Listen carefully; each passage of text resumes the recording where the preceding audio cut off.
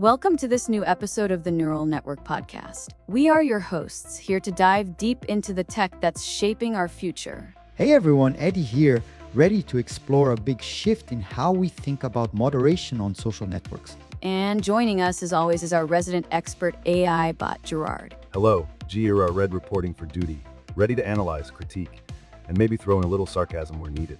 Today, we're talking about BlueSky, a decentralized social network built on the AT protocol. It's shaking up content moderation by putting the power back in users' hands. Imagine a world where you choose how to interact with content. No more one-size-fits-all rules dictated by centralized platforms. Sounds ambitious, but does it really work in practice? That's the big question, Eddie. In this episode, we'll explore BlueSky's unique 5-layer moderation system, how communities take charge, and some real-world examples of how this plays out. Good, bad, and everything in between. Spoiler alert, decentralized moderation has potential, but it's not perfect. Prepare for some nuance. And as always, if you like what you hear, subscribe to the podcast, leave a comment, or share your thoughts with us. Let's get started. All right, let's set the stage here. BlueSky is a social network built on something called the AT protocol, or Authenticated Transfer Protocol. Now, the key innovation here is decentralization. Unlike platforms like Twitter or Facebook, where a central authority makes moderation decisions, BlueSky hands that control to users and communities. Decentralization. It's like open source for moderation, right? Everyone can contribute, but doesn't that get chaotic? That's a great analogy, Eddie. Yes, it can get messy, but the system is designed to handle that. Think of it as having layers of control. Users can block or mute content themselves, subscribe to community-created block lists, or even use curated feeds tailored to their preferences. Essentially, it's moderation a la carte. But instead of a faceless company deciding what's on the menu, you get to choose. Got it, but why does this matter now? I mean, what's the big deal?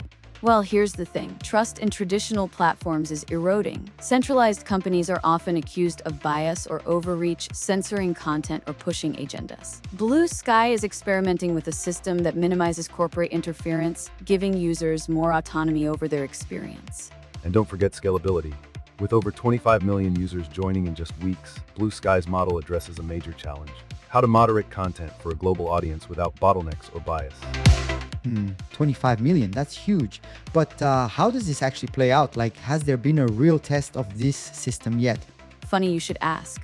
There's a recent case involving a user named Jesse Singal. It's the perfect example of how this decentralized moderation works in practice. Let's dive into the Jesse Singal case. Recently, the account Jesse Singal was accused of posting content that some considered homophobic and transphobic.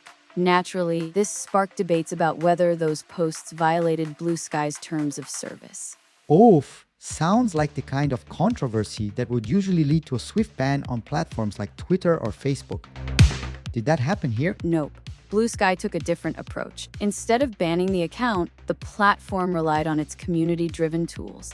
Individual users blocked the account, and some subscribed to community-managed block lists that significantly reduced the reach of the content.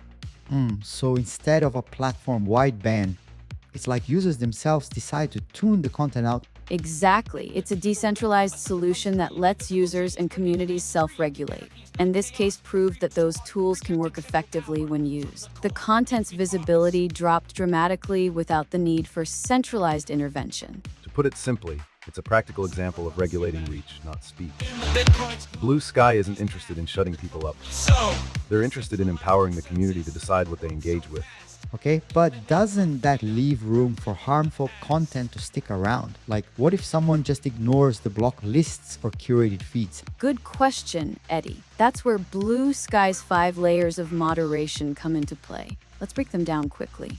5 layers. Sounds like a tech lasagna. Kind of. Each layer gives users more tools to shape their experience. First, there's personal blocking and muting. This is your go-to option for filtering out specific accounts or posts you don't want to see. So basically, the don't bookmark button. Exactly. The second layer is community block lists. Here, you can subscribe to lists created by other users or groups who share your moderation preferences. It's like outsourcing your moderation. Instead of manually blocking thousands of accounts, you let trusted communities do it for you. That could save time. But what if someone abuses these block lists? Like, could they block anyone who disagrees with them? That's a valid concern. Abuse is always a risk in decentralized systems. But remember, you're not locked into any one block list. If you feel a list is too restrictive or biased, you can leave it or join another. Okay, what's next? The third layer is curated feeds. These are personalized feeds created by curators or algorithms to match specific preferences, whether that's your favorite topics, communities, or styles of conversation. Oh, so this is like building your own timeline. Yep, it gives you control over what you want to see without depending on a centralized algorithm. Then there's the fourth layer, account removal on personal data servers or PDS. In extreme cases, a server can remove accounts entirely, cutting off their ability to post or interact on BlueSky. A decentralized platform still needs a safety net for the worst offenders. Think of this as a community-led eject button, but it's rarely used. The final layer. That's Ozone, BlueSky's advanced moderation tool. Ozone lets users combine these tools into a powerful moderation strategy. It's like the Swiss Army knife of moderation, simple enough for casual users, but robust for communities that need more control. It's modular. The more you engage, the more you can customize your experience. And Eddie, this is where decentralization shines transparency.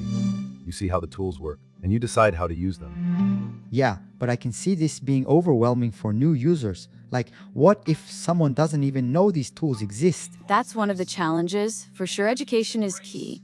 BlueSky needs to make these tools intuitive and easy to find, especially as it scales. Another issue is protection for vulnerable groups. While decentralization reduces corporate bias, it doesn't automatically shield users from harassment or harmful content. That's why tools like block lists and curated feeds are critical. But they're only effective if people know how to use them. So it's kind of a double-edged sword. Freedom and control, but also a steep learning curve. Exactly. But the opportunities here are massive. Decentralized moderation fosters trust, gives users autonomy, and reduces the risks of a single company enforcing a top-down agenda. And as the platform grows, those strengths become even more valuable. Think about it, BlueSky isn't regulating freedom of expression. It's regulating reach. That's a fundamental shift in how social networks operate. I see what you mean. So we're not just looking at a better system, we're looking at a whole new philosophy for moderation. Precisely. And while there are hurdles to clear, BlueSky's approach offers a glimpse of what social networks could look like in the future. So let's wrap this up. BlueSky's decentralized moderation model is a bold experiment in giving users and communities more control over their online experience. By introducing tools like personal blocking, community block lists, curated feeds, and advanced systems like Ozone, it's redefining what moderation can look like. Right, and while it's not perfect, there's a learning curve, potential for abuse, and challenges in protecting vulnerable groups. It's definitely a step forward from the heavy-handed moderation we've seen on centralized platforms. Plus, it's scalable.